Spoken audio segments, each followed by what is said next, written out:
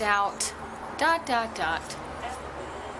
Let's seek it out. On today's vlog of the one and only Jamie Jones, seeking out when you need help. Whether you're a mom or not a mom, or a woman or a male, we all struggle with something. A new job, a new task, or anything new that we adventure into that's big. We tend to think that we can do it on our own.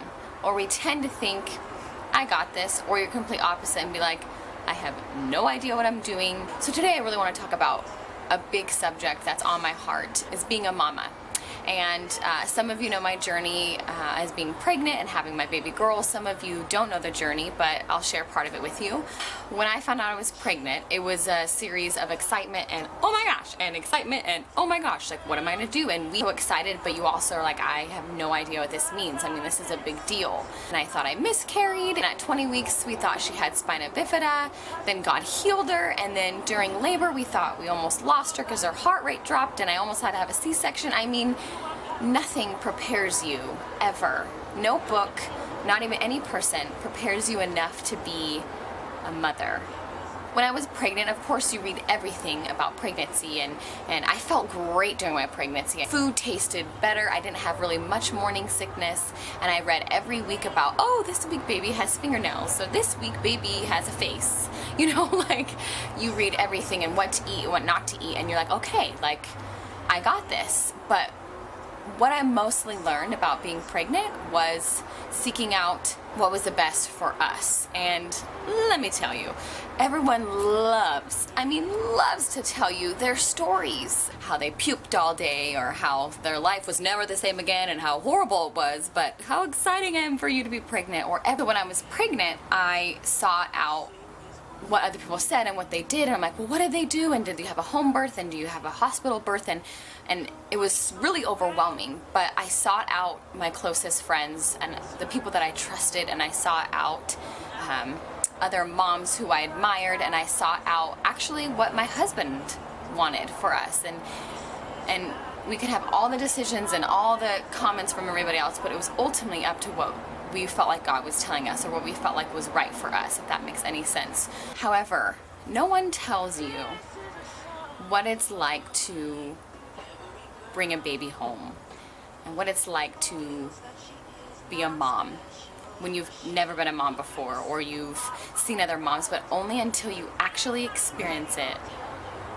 It's like no other. So the first 4 months, it's kind of a blur. My daughter never slept, and so my baby girl was very colicky. I won't even go into other details of made it just why it was a rough go. And I suffered really bad from postpartum depression, and I can share that with you now because I feel like as a mom, it's okay to express how hard it is, and it's okay to express the difficulty that comes with being a first-time mama. I think when moms don't sleep, don't eat well, and don't have time for themselves is a recipe for postpartum. And women in this day and age, don't get me started, are expected to automatically get back on track, when that's not true for every mama, and it definitely wasn't true for me. So baby never slept. So when she never slept, I never slept. But when she did sleep, the little sleep that she did, I literally would just panic and have a panic attack and insomnia and be like, is she breathing? Is she alive? Why is she making these noises? She was getting up, I don't know, 7 or 8 times a night. And so we literally would take her and we would swaddle her, okay? We'd give her a passy, then I would rock her or I would nurse her. And after a point, it got to the point where it took an hour of doing that just to get her asleep, or barely asleep, just for us to go, okay, no one breathe or move or you die. And then we put her down, bing, wide awake, and we'd have to start that whole process again and go to sleep, go to sleep. And it was so exhausting. So it was my breaking point. I remember when we were rocking back and forth and we went for our 3rd drive of the night to just get her to sleep in the car. And my husband's driving, it's 3 o'clock in the morning, and I'm like falling asleep, and I'm like literally drooling all over myself.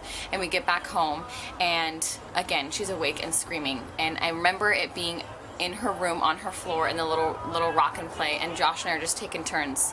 And finally, after all day and all night, till 5 a.m. in the morning, we finally got her to get sleep.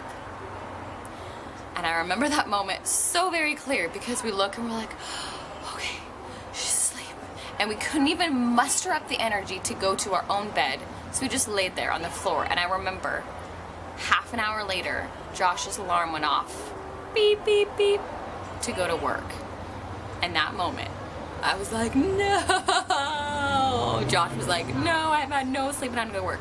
So that was the point where something had to change. So I sought out other moms' advice, and however, I had a lot of unsolicited advice that I necessarily didn't need. Instead of just some moms saying, hey, how can I be here for you? Some were like, yeah, this is what you need to do, and you do this. And it was all out of right heart.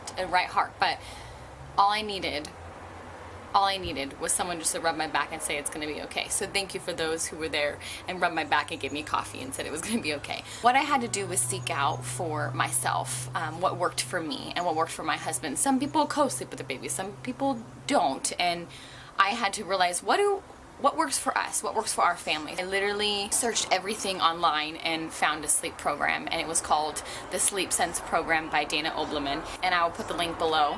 And I swear, and I say to every mom that I know, again, I don't tell them. If they ask, I tell them. And so we put my baby girl on a schedule, and it was just a sleep schedule, and she really emphasized the importance of sleep for not only babies, but for moms and for husbands and wives to have time together and to put their marriage first. And as weird as that sounds, in order for me to be healthy as a mom, I needed to be healthy myself, and my marriage needed to be healthy, because program, I kid you not, changed my life. So I'm just so passionate about sleep, and since I think 5 months old now, she slept through the night. So she did 11 hours at night and did 2 naps a day, and now she does 11 hours at night and is sleeping right now and sleeps for about 2.5 to 3 hours a day. And everyone always told me, oh, you're lucky, you're one of the lucky ones. No, it was teaching my daughter, giving her the skills to sleep so that this mommy could sleep. And I'm a healthier, I'm a happier mama because of it. So when in doubt, seek it out. Seek it out from people you trust and people you really care about and who really care about you, but also seek out what's best for you and your family. When in doubt, signing out.